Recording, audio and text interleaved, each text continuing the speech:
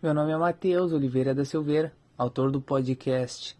Sou aluno de licenciatura em História pela Uninter, no Polo Centro de Porto Alegre, Rio Grande do Sul.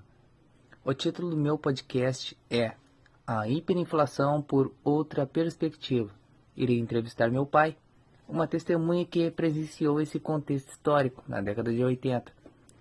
O título assinala Outra Perspectiva, porque este assunto é tratado no senso comum de uma forma um tanto superficial. Logo, minhas perguntas conduzirão o testemunha a relatar uma realidade um tanto negligenciada, que é os erros econômicos praticados por políticos medíocres. Este podcast busca compreender não apenas os efeitos da hiperinflação da década de 80 no Brasil, mas as causas. Busquei conceitos econômicos científicos apresentados pela consolidada Escola Austríaca de Economia, que tem como referência grandes intelectuais da área, como Mises, Rothbard, Hayek, que foi Nobel em Economia na década de 70, entre outros. Nesta interdisciplinaridade, busco, por meio da história oral, entrevistar uma testemunha que vivenciou este período, com perguntas que conduzirão a nossa fonte a contextualizar tais acontecimentos.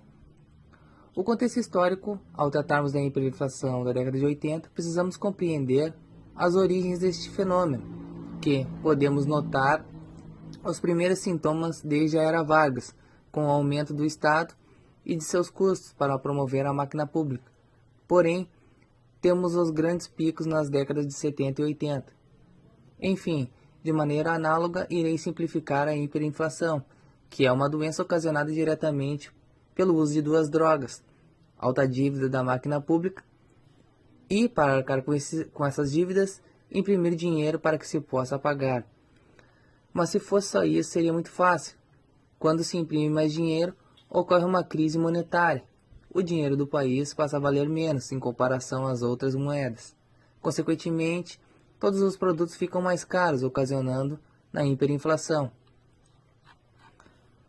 As pessoas comuns, a vida privada, é o que chamamos de historiografia, de microhistória, que nada mais é que a vida cotidiana de pessoas comuns. Essa maneira de analisar a história nos ajuda a compreender um contexto social a ser analisado. A voz dos documentos, os registros, as evidências, etc. dessas pessoas são indispensáveis para o historiador. Suas vidas são agentes históricos e devem ter visibilidade, e a história oral é um método bem amplo que nos ajuda no aprofundamento historiográfico. O colaborador do meu podcast é meu pai, Vilnei da Silveira, 59 anos de idade, natural de Encruzilhada do Sul, viveu em Cachoeira do Sul desde jovem, até se mudar para a capital do estado, no final da década de 80, onde vive até hoje. Na década de 80, era normal tomar um susto cada vez que se ia no mercado. Era a hiperinflação, que colocava os valores dos bens de consumo nas alturas. Devemos, antes de tudo, saber que uma hiperinflação de preços só existe em decorrência do aumento da quantidade de dinheiro na economia. Isso só ocorre quando o governo possui um orçamento deficitário. Como era na sua realidade, no dia a dia, para ir ao mercado, essa variação de preços? Era muito complicado, né? Porque a gente ia com um valor de espécie no bolso para te fazer uma compra, tu chegava lá e era bem diferente, né? Tua compra se ia bem menos que tu pretendia fazer, porque o preço era bem além do que tu pensava em comprar, entendeu? A inflação muito disparada, né? Não tinha como tu comprar o que tu pretendia. Tu reduzia tuas compras porque o teu dinheiro não dava, né? Acabava racionando a compra, né? E pretendia comprar uma quantidade e acabava tendo que racionar, diminuir a compra devido à alta de preço, né? E como era essa capacidade de compra na época, né? E se existia uma condição de crédito como temos parecido hoje em dia? Não, era o crédito mesmo para gente que tinha o salário muito baixo, né? Que tinha os que ganhava bem, outros médio, outros baixo, né? E a gente que ganhava baixo, o crédito, tu tinha que te apegar numa pessoa que ganhava mais, numa pessoa que era aposentada para poder fazer um crediário para ti, porque senão tu não tinha condição de fazer na época.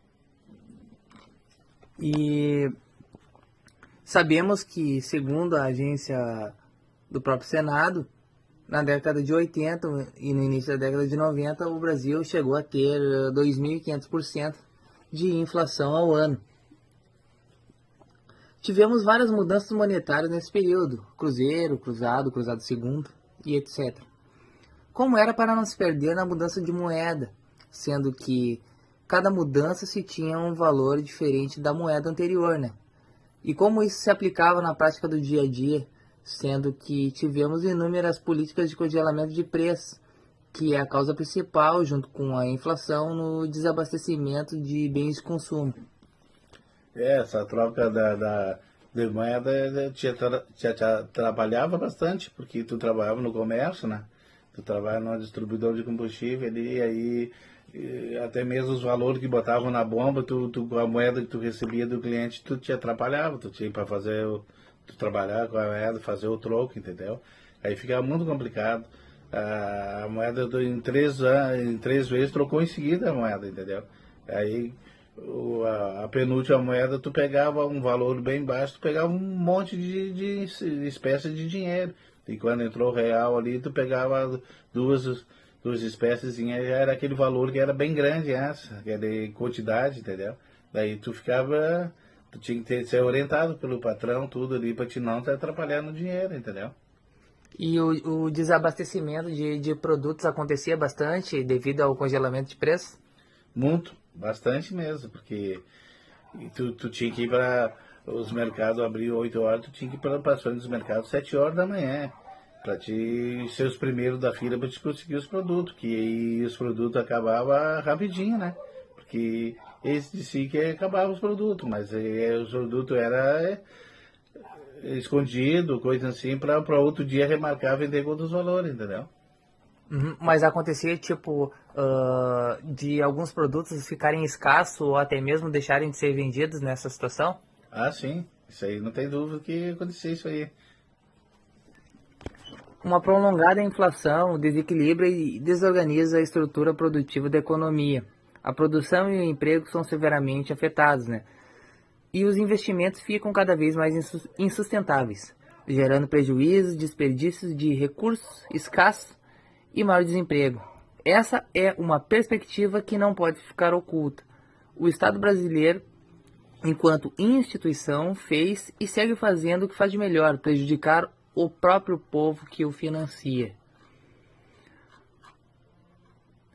Então eu quero agradecer a participação do nosso colaborador nesse trabalho de história oral. Importantíssimos relembrarmos os impactos da hiperinflação da década de 80, das causas que ocasionaram esta decadência econômica, para que possamos compreender o passado e não cometermos os mesmos erros, desenvolver uma consciência e um senso crítico capaz de nos ajudar a evitar essas falhas.